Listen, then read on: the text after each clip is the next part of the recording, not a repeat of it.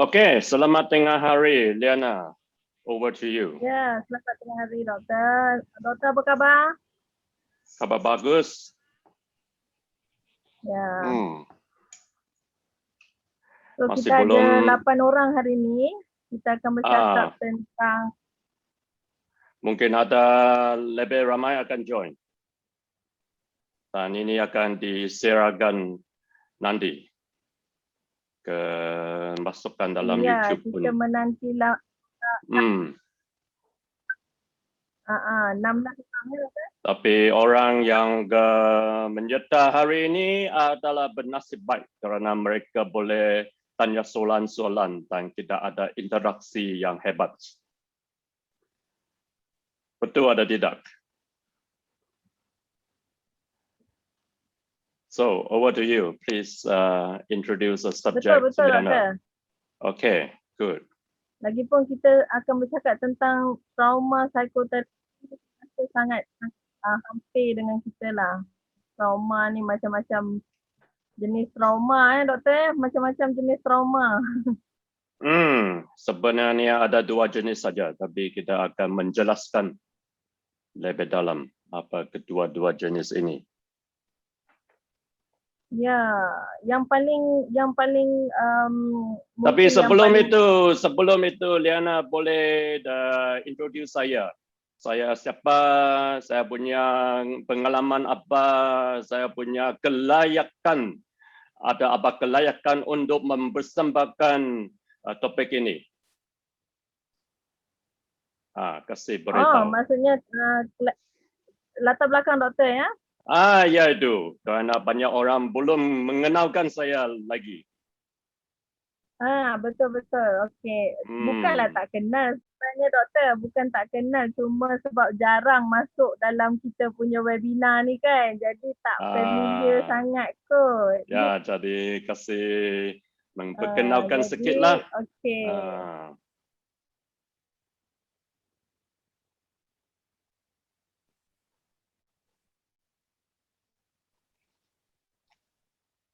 Saya pun kena cari juga ni Doktor punya dari itu copy. Ya. Mungkin Zoe boleh share copy kalau tak jumpa. Itu copy. Post copy pun semua ada. Post copy semua pun ada. Yang seingat saya Doktor memang ada ada pengalaman lah. Dan kelayakan. Latar belakang pendidikan daripada luar negara. Ya, dari England itu betul. Dari Middlesex University, Lancaster University, Oxford pun ada. Tapi dari segi trauma, saya pernah bekerja dengan Dr. Daniel Aman.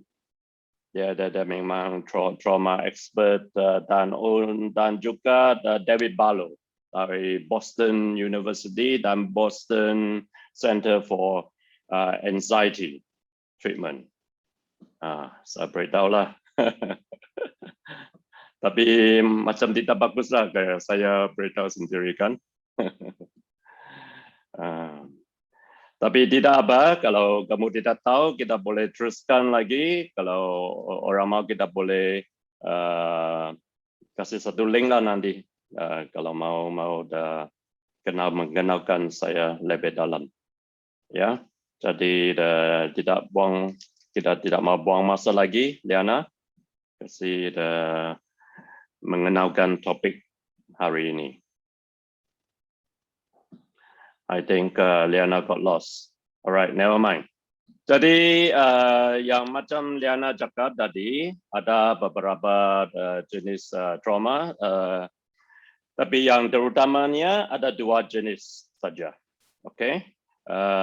Pertama, mungkin ada kebanyakan orang tahu ini trauma macam PTSD, Post Traumatic Stress Syndrome, kan? Ada kebanyakan orang mengenalkan trauma ini. PTSD ini memang trauma yang dahsyat, okay? Dan dia tidak banyak kali mungkin. 1-2 kali ada orang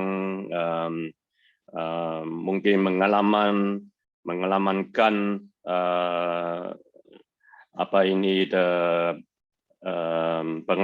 yang dia mau dia ada bahayakan sendiri punya nyawa, ada orang lain punya nyawa. Okay, the experience of a threat to life, ya, dia sendiri ada orang yang punya nyawa, ada bahaya, adapun pengalaman dahsyat yang traumatik yang lain lah, macam kena rogo, ada rompak, jadi ini ialah semua traumatic event. Kita ada patient yang pergi Iran, dia can you all can you mute everyone please? Mute everyone please. Alright, sorry. Okay, nanti kita akan siapa mau tanya apa-apa soalan boleh hand up your hand. Okay, menaikkan kamu punya tangan, kita boleh unmute you. So itu ialah PTSD punya trauma yang kita sudah banyak tahu lah kalau kamu ada dalam field ini. Tapi yang kurang mungkin orang peserta tahu ialah apa yang kita panggil complex trauma. Alright, complex trauma ini ada mungkin kebanyakan orang ada mengalami complex trauma ini.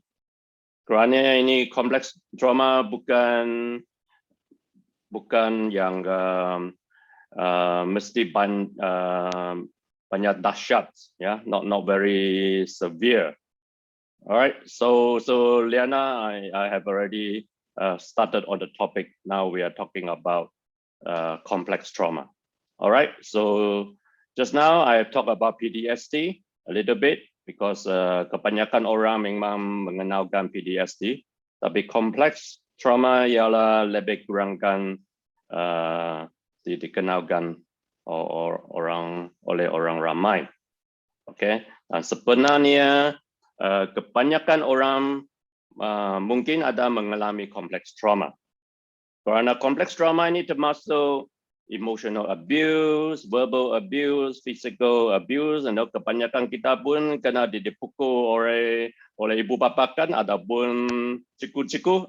Ini mungkin traumatik juga karena kita masih kecil, kita dipukul bukan 1 kali, 2 kali, banyak kali, and then verbal abuse, emotional neglect, ini kebanyakan kita semua pun ada mengalami complex trauma. So complex trauma pun ada banyak kesan, it can give rise to a lot of psychological symptoms. So this is also something we need to heal from. Kita perlu rawatan juga. Tapi ini mungkin lebih susah ataupun lebih sukar untuk kebanyakan patient kita untuk admit, and then they have this problem. Okay, first of all, kita tidak mau blame kita punya ibu bapa kan. We don't want to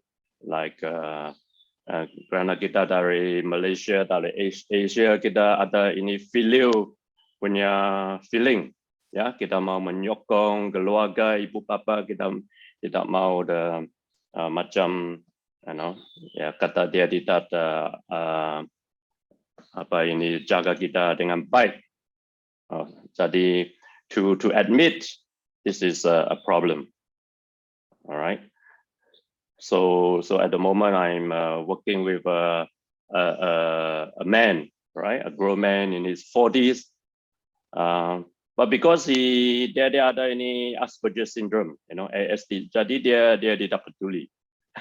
dia memang boleh menceritakan yang semasa kecil memang dia kena abuse, dia kena emotional neglect, and dia memang sangat marah kepada ibu bapa dia. Alright, but that is special because he has this Asperger syndrome. He doesn't care, right? But kebanyakan kita tidak mau, right, to make this accusation. So because of that is the first step, right? We need to. Liana, you're speaking. You are muted. I think Zui, you need to unmute Liana, otherwise we cannot hear her. We haven't acquired telepathy yet, so maybe next time, yeah. So all right, there you go. So you can speak. Liana. Okay. Yeah. So this is where we are. First step, if we have a lot of symptoms, we need to think trauma, especially complex trauma, and help to do an assessment of our patient. Yeah, tengok dia ada any complex trauma atau tidak, right? So that's where we are, so that we can give the right treatment. Because there are a lot of comorbidity. Yeah, in Malay, how do you say comorbidity? No. Comorbidity, doktor? Comorbidity. In English, comorbidity. That means 2 or more psychological disorder. They are sama-sama ada, they coexist. But the underlying cause, memang trauma. Okay, there are higher chance of you get addiction, all type of addiction, from sex addiction to work addiction because of trauma. All right. Because of trauma, you have ADD, you have depression, you have anxiety, memang banyak comorbidity kerana trauma, right? So this is what we need to look at, and then personality disorder, like borderline personality disorder, think trauma, all right? So a lot of psychological disorder, we need to think trauma, complex trauma, right? So what question do you have, Liana? Soalnya doktor, selalunya kalau kita ada multiple psychological problem untuk seseorang tu, jadi macam mana dia maksudnya dia punya simptom tu yang dikenalpasti oleh ahli keluarga tu selalunya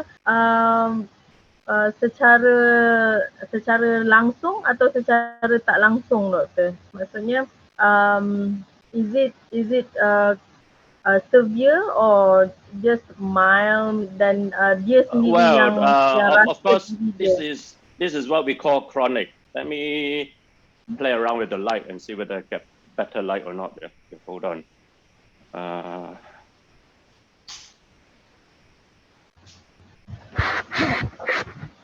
Right, this is the better light. I think this is a bit better. Yeah, you can see me better. Yeah, I can see your face now. Yeah. Sorry, I turned off the other light. Yeah, so this is what we call chronic symptom. Okay, chronic and acute. What is the difference? Chronic and acute. Those from medical background may know. Yeah, what is the difference? If you have cancer, is it chronic or acute? Ini memang acute sudah kan? Kalau ada cancer. Kalau ada COVID-19 memang acute, bukan chronic. Chronic is a long, you have this problem, mungkin sudah lama, okay? Tapi dia punya efek memang severe, not mau juga. Tapi you ada mengalami, years and years of bad relationship, years and years of changing jobs, cannot concentrate, ya. Semua ini symptom memang chronic. Artinya sudah lama kamu mengalaminya, and also severe, but it's not like new, not acute new. So this is a chronic symptom, memang, right? Years and years. So that is a good point, Liana. So we start with this history taking, right? Clinical history. Yeah. Dan di clinical history kita memang mau tahu ini problem memang chronic atau tidak, how long has it been? Okay, if it is a complex trauma from childhood, memang symptom sudah menjadi chronic. Okay, if you're talking about an adult, ya, selama dia memang mengalami semua abuses ini, emotional abuse, you know, social abuse, intellectual abuse, anything that is lacked and nurturing is abuse and can be traumatic, right? Yeah. So And social kalau dalam abuse, kalangan yeah. kalau dalam kalangan kanak-kanak tu memang selepas 7 tahun baru kita anggap dia sebagai satu masalah psikologi, Dr. ya. Kalau sebelum tu kita boleh treat dia orang. Boleh. Kita Oh. ada kebanyakan instrumen and diagnosis boleh buat untuk toddler. Oh. Okay. Okay. Ya, memang kita ada banyak instrument and diagnostic test, you know, like we have the BNA, Stanford BNA cognitive test, you know, memang 2 years onwards, you know, we can do some instrument 4 years ADD like the KD, Connors KD test, 4 years old. Kita boleh tengok dia punya diagnose dia kena symptom ADD, yeah, attention deficit disorder. I think there's one question from Alisa, right? I can see you want to look at the chat and ask the question, Liana. Sorry, Alisa, I think, yeah, it's asking about whether the complex trauma is like what adverse childhood experience, is it? Yes. Complex trauma is related to adverse childhood experiences. Yes, that is true. When you have adverse childhood experience, so adverse childhood experience are three types: the good, the bad, and the ugly. All right, you heard of that Western movie by Clint Eastwood, The Good, the Bad, and the Ugly. Macam itulah. So what is the good? The good is like happen to most of us. Once in a while, our parents try their best. Memang dia, you know, how do you say, they love us, mensayangi kita, ya, memang dia. So we feel that they love us, we feel love, okay? But once in a while, kita kena neglect juga, right? So that is good, you know, we can recover. So not much of a problem there. So the bad is when, you know, it's a bit more unreliable, repeated adverse childhood effect, right? Kita ada banyak kali dalam 1 bulan, 1 minggu mengalami adverse effect ini. So ini menjadi bad, right? And then ugly, ini memang teruk, you know, ini memang it is difficult to recover, right? The ugly one. When we are really, some of us get sexually abused, physical abuse, and this is the worst type, right? So we have the good, the bad, and the ugly on the childhood adverse effects. So hopefully we have the good one, but most of us definitely have some childhood adverse effect. It's the matter of degree, right? Yeah. So it's that suddenly the bad and the ugly become complex trauma. You know, with the good one, maybe we can still prevent it, right? Especially if we have the love, you know, the sayang dari ibu bapa. Mungkin kita boleh diselamatkan lagi and prevent, you know, develop the resilience and prevent. Yes, Rahima. Okay, doktor. Yes. Kalau lah kanak-kanak tu, the children is dia kurang bermain. Adakah ini satu faktor untuk dia? Yes. So Zoe, parents sekarang lebih kepada akademik, kan? Yeah, so that is very true. No outdoor play, no nature play. So it's satu factor. Right. Yes. Zoe, can you ask Tommy to show us the childhood core needs card, all right? Ya, memang kita ada kebanyakan keperluan, needs, keperluan, ya. a lot of childhood needs. And one of the core needs is to express ourselves, freedom of expression, right? Freedom of expression through play. Okay, so memang ada satu proses yang untuk healthy play. Okay, and unfortunately kebanyakan ibu bapa not only they don't have the time, tapi dia tidak tahu, sikap-sikap yang bermainan dengan bagaimana main dengan kanak-kanak. Alright, so there's a specific process you play. Play tidak sama dengan ajar. Okay, a lot of parents they mistake play, kita mesti mengajar, ini kereta, ini apa kasih nama, tapi ini this is going to suppress kanak-kanak punya creativity. Okay, in a creative play, you let the child take the lead. Okay, kanak-kanak dia memang lead. If the child asks you like, apa ini? Right? I don't have a toy here, sorry. Tanya apa ini? Jadi ibu bapa cakap apa bagaimana beritahu yang healthy way during play? What do you think?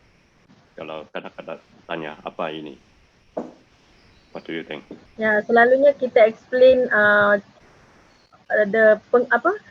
kegunaan kegunaan nama semua ini. Jadi if you do that, what is the impact? Apa akibatnya kalau ibu bapa beritahu begini?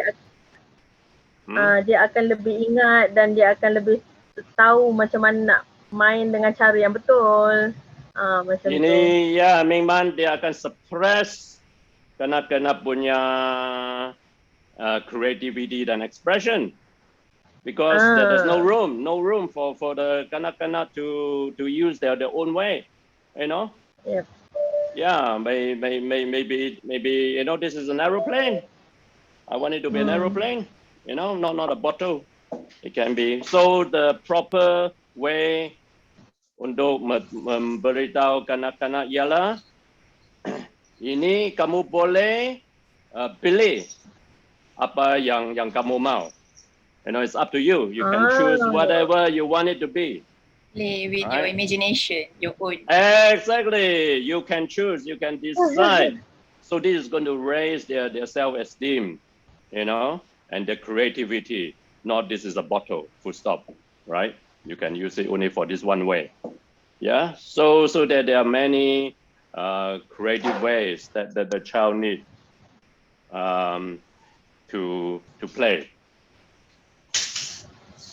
Right, so we have a course in IPC, where many courses. Of course, one of the course yang kita ada ialah untuk ini. We call it the filial play therapy. Filial ialah untuk ibu bapa dengan kanak-kanak. How so this one we teach the parents how to do it, how to increase their bonding. So this is one of the problem, isn't it? A lot of adults they grow up, they feel they're not close to their parents. They do not know what to say, to talk to them, Because when they're young, kita memang tak ada any playtime yang creative punya playtime, dengan ibu bapa. So that is not to blame our ibu bapa, right? Mereka sendiri pun tidak pernah mengalami creative play dengan ibu bapa mereka. So we pass down. In English we call it passing down the sins of the father. Dosa ibu bapa kita kasih apa ini? Wariskan. Right. Pass down. So but we can break it, yeah. So this is the message I want to give to that we all need to break the sin of a father so that we can raise out our children free of trauma. All right. So not getting the play that we need, the creativity is also traumatic. Okay. Anything short of nurturing is traumatic. All right. So I see that Tommy is here. You can show us what is the other childhood needs, right? So we have this thing. If anyone want to order from the International Psychology Center, we have a stack of cards. These are all research for core childhood needs. All right. So Tommy will show you. Okay, need of belonging, of course. You know, we should do one in Malay lah, yeah, Tommy. But so belonging, you know, apa lagi ada? What other needs? Emotional feelings and needs. Expression of feelings and needs. Ya, yang tadi itulah kita cakap memang, ya. You need to express your needs, your feelings, you know, creativity. Give one or two more, yeah. What more? Safety. Safety, of course, without doubt. Tapi safety ini ada dua safety, not only physical safety, but also emotional safety. Right? Yeah. So both we need to feel safe. One more. Autonomy. Yeah. Ini memang. And also, so this is like what I said just now. You know, what is this that they ask? You know, you can decide what you want it to be. In this autonomy, this is leading towards autonomy. Not just, you know, you ikut saja apa ibu bapa cakap yang dia you know, should be, right? So then that they will start to do things behind our back, doctor. So if they have autonomy, yeah, they can decide, right? And on their own, because that ultimately is the purpose, right? Of the goal of parenting, to ensure your children, you know, how do you say autonomous in Malay? You know, akan menjadi independent, right, from you, because one day you're not going to be around. That they need to have their own family, you know, to be autonomous from you. Okay, so in English we will have this thing, you know, you know, umbilical cord, right? How do you say in Malay? Umbilical cord. Semasa kamu bayi, you know, keluar dari kamu mama punya, right? Kamu kena potong itu rahim, tali rahim. Tali rahim ini ada physical tapi ada psychological juga. Alright, so psychological umbilical cord, you know, tali rahim psikologi, ya, memang. So what is this? Is you become independent of your parents, okay? And this sometimes you do not get until you're in your 30s and your 40s, because you never do anything against your parents, okay? Only when you start rebelling, you know, that's why teenagers rebel, right? We rebel, but then we get suppressed and get beaten up, you know, by our parents. Then we don't have a chance to really cut the umbilical cord, the psychological umbilical cord, yeah. So so as parents, we need to know, right, to give autonomy. They have their own friends. They want to dye their hair red. You know, this is all their choice, right? And so you need to give them some aspects of freedom in that way, right? So that is upbringing, and then hopefully that answer the question of Alisa about childhood adverse events. All right. So we need to do a lot to ensure our children have many needs, you know, to grow up to be psychologically healthy, right? So they don't have any, you know, if Tommy is there, he can show us another stack of cards called schema, right? So what happens if kita tidak dapat keperluan ini, kita akan develop kebanyakan yang apa kita panggil schema, psychology program psychology, okay? Like vulnerability to harm schema. Can you find that? Okay. So this one we also need to do in Malay lah. But we have the schema questionnaire in Malay. So anyone want, we can send to you. Okay. So this is called vulnerability to harm schema. You want to read it out a little bit, Tommy? What is in English? Vulnerability to harm schema is an exaggerated fear of an imminent catastrophe that one cannot prevent. The fears may revolve around medical catastrophe such as heart attack or cancer, emotional catastrophe such as losing it or going crazy, external catastrophe such as being mugged, earthquake, or a bridge collapse. Yeah, so this is why kita dapat kebanyakan orang yang ada ini the fear, right? Terror in this COVID pandemic, exaggerated, right? Of course, we have to take precaution, SOP, and all that, you know. But life needs to go on, right? Why certain people have this panic and terror, you know, and others do not. It's because of this schema, you know, program yang semasa kanak-kanak kita mengalami kekurangan emotional ataupun physical safety. So because of that, we developed this schema. All right, so this is one of the symptoms of complex trauma. We have a lot of, in English we call, in Malay probably schema yang tak fungsi, yeah, dysfunctional schema. Yeah, Dysfunctional schema, yeah, right? So what is the problem of this dysfunctional schema?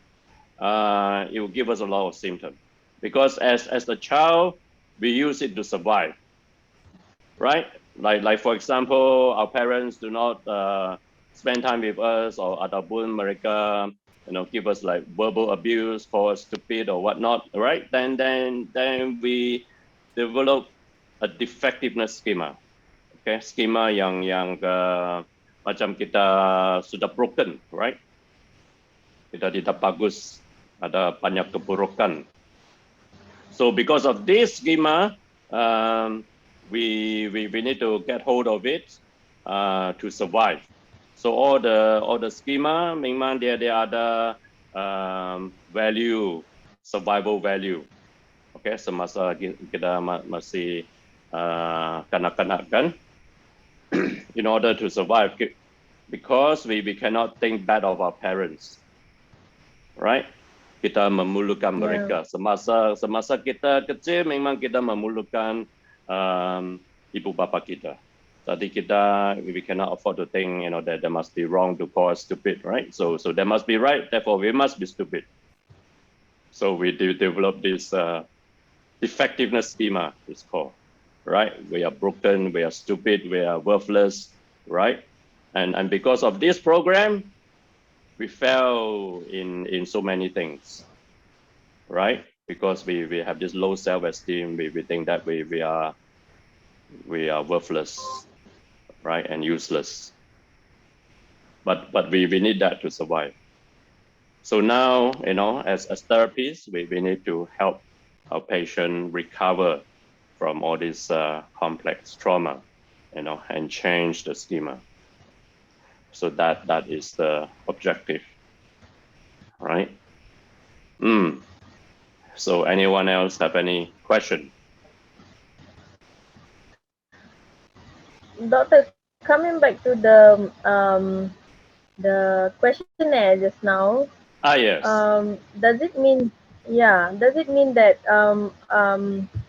kalau orang yang mengalami trauma di kalangan orang dewasa, kita rawat menggunakan soal selidik ataupun ada cara lain? Well, unless the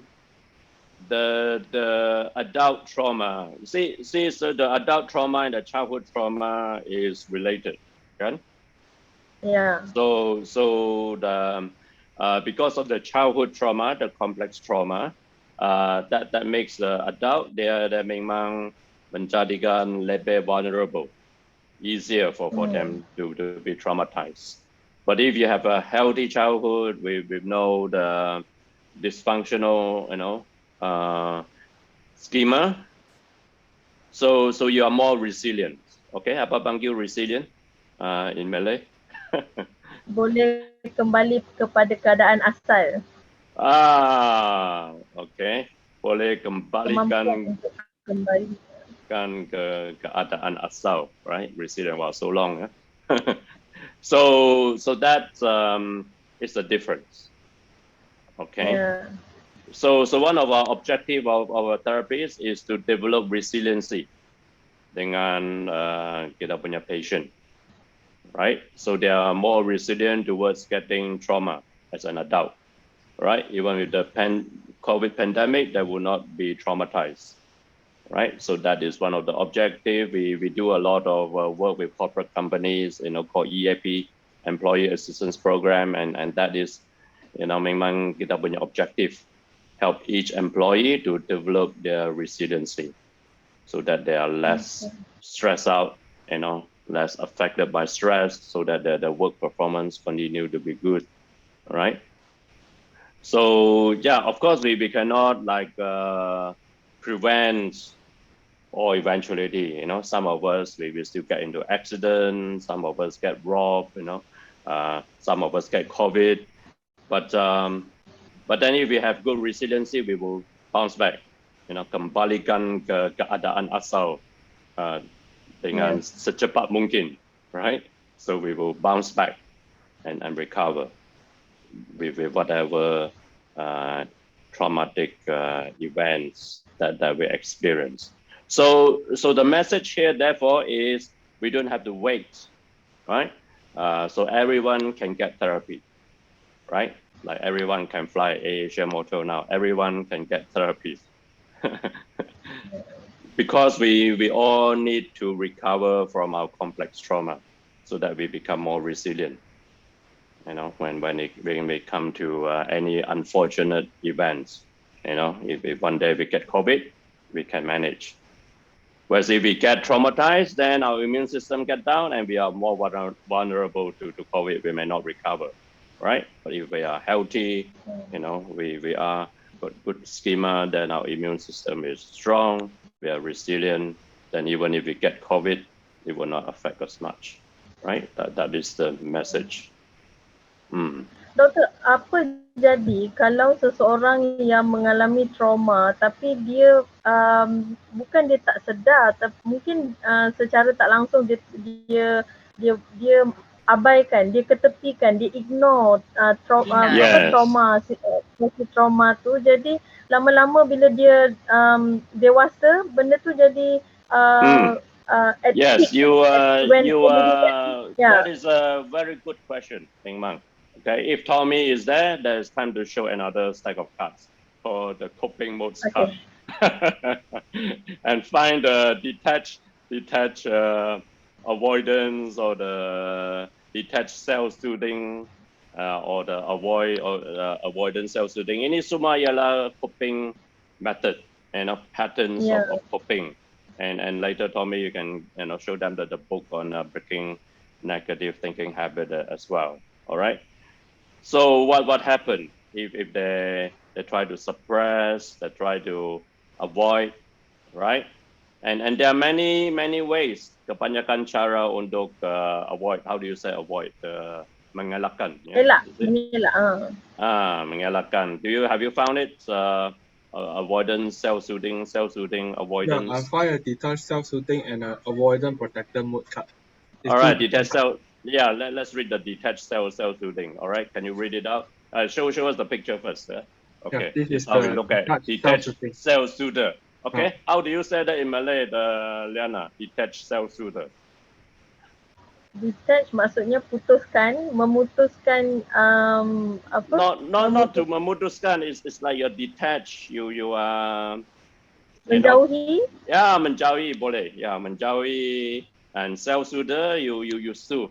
You try to console yourself by taking drugs, by eating, shopping, internet, macam-macam memang ada kebanyakan. So what do we have, Tommy? What is a detached self-soother? Okay, detached self-soother modes means you will use repetitive, addictive, compulsive, or self-stimulating behaviors to calm and soothe yourself, or exciting sensation to distance yourself from painful feeling. So you may go to shopping, eat, gamble, self-harm, use drugs or alcohol, or have sex to escape painful feelings. Yeah, thank you, Tommy. So kebanyakan addiction penagihan, kebanyakan penagihan. many type of addiction, from sex addiction to work addiction. Memang ada juga addiction, you know, you work until you fall down, you don't have time for your family. So all these serve the same fungsi yang sama untuk melupakan kesakitan emosi, from the trauma. So this is what happened, right? So when you have addiction, think trauma, whatever. So the presenting problem is only, the presenting problem. Tapi yang problem yang contributing punya underlying problem memang trauma. All right. So we always need to think trauma, complex trauma. Right. So without that, you try to solve the addiction, is no use. You stop one addiction, memang another one come, because this is only a coping method. You don't solve the underlying problem. Yeah. So good question. So we must kita kena do a lot of digging lah, doktor. Nak tahu apa masalah dia sebenar kalau dia tak cerita. Yes, so when the patient come to you, they give you only the presenting problem, masalah yang surface saja, right? So you need to dig to find. You need to do some mining to see what is underneath, right? Yeah. So you need to be like a surgeon, okay, to go deeper. Exactly. From what the patient present to you. Yes, very true. But the trauma will give you some clues, okay, if you have the concept of trauma, especially complex trauma. All right, so don't think that trauma must be only one or two incidents, PTSD type trauma. No, they might not have been brave, they might not have been witness any danger of life, tapi masih ada trauma. Ya. Complex trauma. Kalau patient datang dengan trauma, adakah kita akan libatkan ahli keluarga lain yang menjadi punca, contohnya sexual abuse or verbal abuse tu, kita akan libatkan mereka sekali dalam sesi terapi kita tak? Well, so this melibatkan ada dua jenis, alright. Yes, we need to involve, tapi tidak semestinya physically.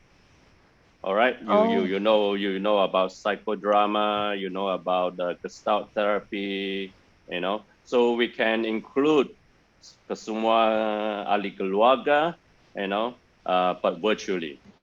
In the patient punya minda, in the mind of the patients, right? So tidak semesti, mungkin kebanyakan sudah tidak ada lagi, kan? Sudah meninggal dunia.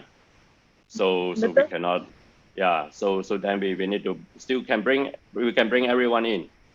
All right. So when we give therapy, it needs to be like systemic, okay? Because we do not exist in a vacuum, okay? Kita bukan satu orang saja yang membesarkan, kan? Kita berada dalam satu sistem. So this is called system theory, right? So in order to affect change, kita mesti menukarkan sistem keseluruhan, right? The whole system must be changed, and we can change that. Cara orang, So we need to involve relationship, okay? And that's the beauty of system therapy. Walaupun kita menukarkan satu orang, orang lain, it affected the whole system. Then it will affect your relationship with others. All right. But of course, if your partner is available, and some family members is available, we can do family therapy. Okay, that is good too. Couple therapy, family therapy, kita boleh buat if available lah. All right. Yeah. That is always good in conjunction with individual therapy. Yeah. Maksudnya kita kena ubah pandangan ataupun persepsi kongsi passion lah, sebab apa yang telah berlaku tu dah rosakkan pemikiran dia yang menyebabkan dia tak boleh berfungsi dengan baik doktor ya. Jadi ya. We need to change their schema. Menukarkan skema mereka. Ya. Betul. Okey, ada soalan lain? Mungkin doktor ada soalan daripada peserta lain. Alia, saya nampak ada Alia kat sini. Yes. Silakan. Ada apa yang mau tahu tentang subjek trauma ini? Subjek trauma saja, bukan subjek lain. We have someone just joining. Ada peserta baru. Right, probably from another part of the world. Yeah.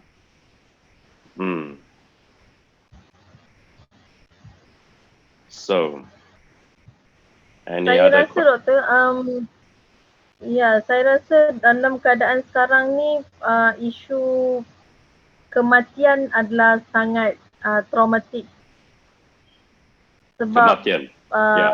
Ya, kematian, especially sebab COVID kan, dia macam tiba-tiba saja kita kehilangan seseorang yang sangat penting dalam hidup kita. Jadi kalau kita berhadapan dengan orang dengan situasi macam tu, apa agaknya yang doktor boleh nasihatkan? Well, it depends on your perspective, right? Tapi dengan loss, any type of loss, kita ada yang apa panggil kita grief therapy. How do you say Malay? Grief therapy. Grief. Apa terapi doktor? Grief. Grieve. Yeah. How do you say in Malay? Grief is, kalau tak silap saya, kesedihan ya?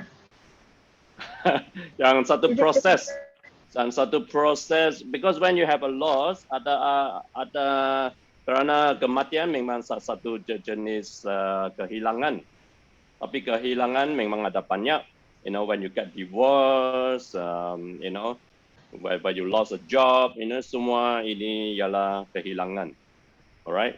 Yeah. Kematian adalah, you know, only one type of loss. So, all loss, we need to go through grief therapy. Kalau tidak, kalau in a grieving, there are many type of emotion.